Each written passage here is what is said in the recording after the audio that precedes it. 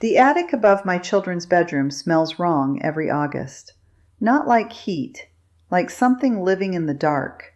A thick, green-edged smell that tells you the wood is working against itself. I have been in enough houses in this hollow to know that smell.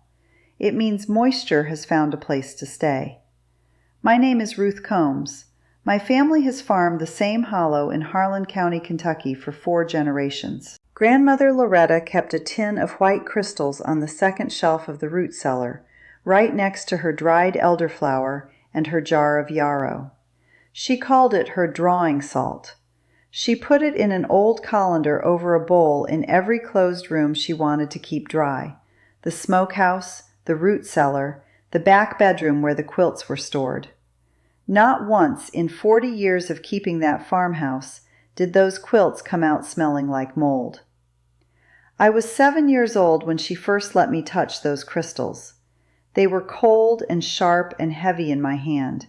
She said, "Ruth Ellen, that is the earth pulling water right out of the air." And then she turned back to her work and expected me to remember. I am going to show you what she knew. Now here is the thing most folks have never been told about the damp smell in their basements, their closets, their storage rooms, and their vacation properties.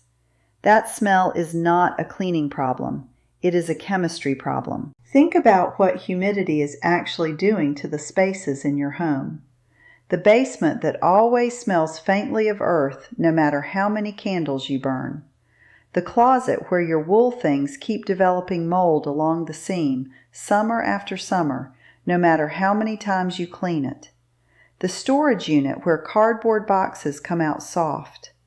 The vacation cabin you close up for 6 months and open to find everything inside smelling like the inside of an old tent. The boat that sits in the slip from October to April and greets you in the spring with that particular green edge smell that tells you something has been quietly destroyed while you were gone. Excess moisture in enclosed air does not just sit there. It condenses on every cooler surface it can find: wall studs, insulation, the back of a closet door, the pages of a stored book. And everywhere it condenses, it feeds mold spores that are always present in every home, always waiting. The EPA recommends keeping indoor relative humidity between 30 and 50%. Above 60%, mold begins to colonize surfaces within 24 to 48 hours. You cannot scrub your way out of that. You have to take the water out of the air. The question is whether doing that requires a $200 machine with a compressor, a filter, a condensate drain, and a power outlet, or whether it requires a bag of salt and a container you already own.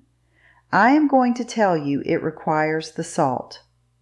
Now, here is what calcium chloride actually does, and I want to take a moment with this because the chemistry is where the whole thing makes sense. Calcium chloride is what chemists call a hygroscopic salt, a compound with a strong chemical attraction to water molecules. When calcium chloride crystals are exposed to humid air, the calcium and chloride ions on the surface of those crystals pull water vapor directly out of the surrounding atmosphere and bind it. The process continues until the partial pressure of water vapor in the solution equals the partial pressure in the room. What that means in plain terms is this: the crystals keep pulling moisture until they have reached equilibrium with the air around them. They do not stop on their own. They work until the room is drier or until they are saturated. At high humidity levels, the crystals absorb so much water that they dissolve into it. That process is called deliquescence. The compound does not disappear. It forms a brine solution, salt dissolved in the water it collected, and that brine drips down into whatever collection container you have placed beneath the crystals. Now here is the number that matters. Calcium chloride can absorb moisture up to 6 times its own weight. That is documented chemistry, not a marketing claim. Silica gel, the little packets in your shoe boxes and beef jerky, absorbs between 10 and 30% of its own weight under similar conditions. Calcium chloride is not in the same category. In high humidity environments, it outperforms silica gel by a wide margin. And it requires nothing to do it. No electricity, no fan, no compressor, no noise. You place it in a space and it works, silently, continuously, for as long as there is moisture in the air for it to attract. When I was working as a nurse in Lexington, I had access to pharmacology texts, chemistry references, and the reasoning behind why compounds behave the way they do at the molecular level. That is where I understood why Grandmother Loretta's drawing salt worked, not by faith, but by physics. She did not know the word hygroscopic. She knew the word useful. She knew that the tin stayed cold in summer, that the bowl under the colander filled up dark and heavy, and that in 40 years of wet Harlan County summers, the quilts stored in that back bedroom never came out smelling like anything but cedar. That was her evidence. It was sufficient. One more thing I want to say about the science before we move on, because I think it matters for how you trust this method. Calcium chloride does not work by filtering air the way a HEPA filter does. It does not capture particles. It does not kill mold. What it does is remove the conditions that allow mold to survive. Above 60% relative humidity, mold colonizes surfaces within 24 to 48 hours. Below 50%, mold growth slows dramatically and in many cases stops. Calcium chloride lowers the humidity in an enclosed space by removing water vapor from the air directly. It does not mask the problem. It addresses the chemistry of it. That is the difference between a candle that covers a damp smell and a colander of salt that removes the reason for it. Now let me show you how to build this. It costs about $4. You need calcium chloride in pellet or flake form, not powder. You can find it at pool supply stores, hardware stores, and farm supply outlets. It is the same compound used to de-ice roads in winter and condition soil in summer. A large bag costs around $4 and will last you a long time. You also need a clean plastic colander and a bowl of approximately the same diameter. That is the entire setup. Fill the colander with calcium chloride crystals 2 to 3 inches deep. Set the colander inside the bowl. Place the whole unit in the room, closet, storage space, or enclosed area you want to keep dry. As the crystals absorb moisture from the air and begin to dissolve, the brine drips through the holes in the colander into the bowl below. The crystals on top continue working until they are fully dissolved. The bowl catches the liquid. Empty the bowl when it fills. That is it. That is the whole thing. For a closet or small room, one filled colander does the job. For a basement or a larger enclosed space, position multiple units around the perimeter, because calcium chloride works on the air immediately surrounding it. It does not pull air from across a large room the way a powered unit with a fan does. Think of each setup as effective within roughly a 3 to 5 foot radius, with diminishing effect beyond that. For a closed, semi-enclosed space, a storage room, a boat, an RV, a vacation cabin you shut up for months at a time, this is a complete and fully effective solution on its own. For a badly flooding basement with water coming through the foundation, you want a powered unit. I will be plain about that. Calcium chloride is the right tool for preventing the conditions that lead to serious moisture damage, not for remediating it after active water intrusion has occurred. I want you to hear Loretta's smokehouse in your head right now. Stone walls, a dirt floor, no ventilation beyond the gaps in the chinking. Summer humidity pressing in from the ridge from May through September. She kept 3 of those tin colanders in the corners of that smokehouse, each one filled 2 inches deep, each one sitting over a clay bowl. She checked them once a week.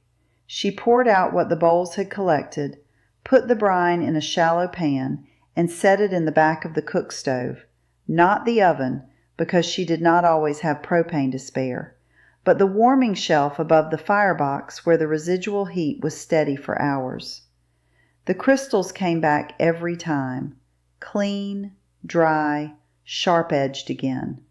She did that from spring to fall for as long as I can remember her, and the meat in that smokehouse stayed good. The salt on the walls stayed dry. The floor stayed packed and solid. That was the proof she needed, and it is the proof I am giving you now. Now, here is the part that nobody who sells you a disposable moisture absorber will ever put on the packaging. Here is the part that changes the entire equation. When your calcium chloride crystals have fully dissolved into brine and there is nothing left in the colander but liquid, the job is not finished. The calcium chloride is still there. It is dissolved in the water it collected, but chemically it is completely intact. It has not been used up. It is not degraded. It has simply absorbed as much water as it can hold at room temperature. You can get it back. Heating calcium chloride that has been saturated with moisture drives the absorbed water out of the solution and restores the compound to its original dry, active state.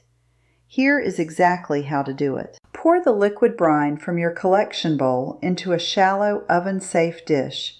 A glass baking dish is ideal.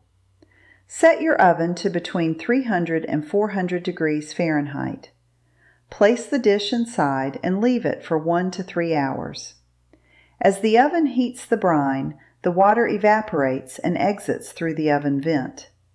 What remains in the dish when the water is gone is dry calcium chloride, reconstituted, active, and ready to use again. Let it cool completely. Store it in a sealed, airtight container until your next use. Refill your colander. The same $4 of raw material, working again. Now, 3 things to know before you do this. First, ventilation. Open a window or run your range hood during the regeneration. You are not producing fumes, you are evaporating salt water. But a kitchen that is absorbing the moisture you are trying to drive out of your basement is working against itself. Open the high window. Let the moisture out. Second, use an oven-safe container. Glass is best. Avoid metal that might react with brine over repeated heating cycles. Third, do not rush it at high heat. Above 400 degrees Fahrenheit, you risk altering the calcium chloride. Stay in the 300 to 400 range for clean, complete regeneration. This regeneration process fully restores the absorbing capacity of the calcium chloride for reuse. You are not degrading the compound by cycling it through absorption and regeneration. You are simply removing the water it collected. Done correctly, the same batch of calcium chloride can be regenerated and reused many, many times. That $4 bag is not a purchase. It is an investment. Now let me be honest about what this will not do, because I will not let you build this and then be disappointed. Calcium chloride passive dehumidifiers are excellent for enclosed and semi-enclosed spaces, closets, storage rooms, basements with normal humidity, boats, RVs, vacation properties, seasonal storage. They are a complete solution for those applications. They are not a substitute for a powered dehumidifier in the space with active water intrusion, flooding aftermath, or serious structural moisture problems. If your basement walls are wet, if water is entering through the foundation, the right tool for that job has a pump and a significant collection capacity. Calcium chloride prevents the conditions that lead to those problems. It does not remedy them once they have occurred. Handle it with care. Calcium chloride causes eye irritation on direct contact and can irritate skin with prolonged exposure. Keep it away from children and pets. Do not apply it directly to metal or leather. The brine it produces is corrosive. Dispose of saturated brine down a drain with plenty of water, which dilutes it safely. These are the same precautions that apply to any salt used in concentration. Straightforward and worth knowing before you start. Now, here's the thing I want to say a true word about before we go any further. There is a product sitting in the cleaning aisle of most hardware stores right now called Damp Rid. You have probably seen it. White crystals in a plastic tub with a collection reservoir underneath. It pulls moisture out of the air in basements, closets, bathrooms, boats, and storage units. It costs between $12 and $18 per tub. When the crystals dissolve into liquid and the tub fills up, you throw it away and buy another one. The crystals inside that tub are calcium chloride. The global dehumidifier market was valued at $4 billion in 2023. One product, Damp Rid alone, generates tens of millions of dollars in annual retail sales from a raw material that has been available at hardware stores and farm supply outlets for decades at a fraction of the price. A large bag of calcium chloride runs about $4. A tub of Damp Rid runs $12 to $18. The compound inside is the same compound. The collection reservoir built into the bottom of the tub is a convenience feature. The disposable format is the business model. Nobody who profits from you replacing that tub every 4 to 6 weeks is going to explain to you that you can pour the brine into a glass dish, set your oven to 350 degrees, leave it for 2 hours, and have the exact same compound back again, dry, active, and ready for another full cycle. There is no money in telling you that. There is good money in staying quiet. There is no advertising budget built around something you make yourself once and reuse for years. I spent 5 years working as a nurse in Lexington. I know what the studies say. I understand how compounds behave, how industries are structured, and how a business model shapes what information reaches the consumer and what information does not. And I can tell you with confidence that what I am describing is not a conspiracy. It is just how the money flows. A system that depends on your repeat purchasing will never go out of its way to teach you not to repeat purchase. They did not hide the chemistry. They just stayed quiet about the part that makes it a one-time purchase instead of a recurring one. And quiet does not run a commercial. Quiet does not pay a sales commission. So a whole generation grew up replacing tubs and throwing away brine that was fully capable of being regenerated. The company makes money every time you run out. There is no money in a $4 bag that lasts you through a decade of summers. That is not malice. That is just how the numbers work. Grandmother Loretta did not know any of that. She only knew that the holler provided, and that a woman who could protect her family's food and her family's home from what the weather brought in did not need to ask anyone's permission to do it. She bought that tin once.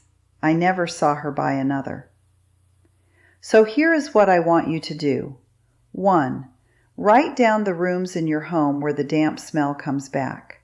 The basement, the closet with the mold along the baseboard, the storage unit, the boat, the cabin. Pick one. 2. Go to your hardware store or farm supply and find the calcium chloride, pellet or flake form. It costs about $4 a bag. You are looking for pool supply or road de-icing aisle. 3. Find a plastic colander and a bowl of roughly the same size in your kitchen. This is your whole equipment list. 4. Fill the colander 2 to 3 inches deep. Place it in the bowl. Set it in the space you identified. Come back in a week and look at what the bowl has collected. 5. When the crystals dissolve, pour the brine into a glass baking dish, put it in your oven at 350 degrees for 2 hours, let it cool, and use it again. That is the whole system. It costs $4 once, it lasts indefinitely, and it works on the same chemistry that kept Grandmother Loretta's smokehouse and root cellar dry through 40 summers on Pine Mountain. Until then, go find the one room in your home where the damp has been winning, and take it back with a $4 bag of salt and a colander you already own. Tell me in the comments, what is the space in your home that smells wrong every summer, and what have you already tried? Because the women who kept this country alive through hard winters and harder years knew things we are only just beginning to remember. Don't let it die with a generation.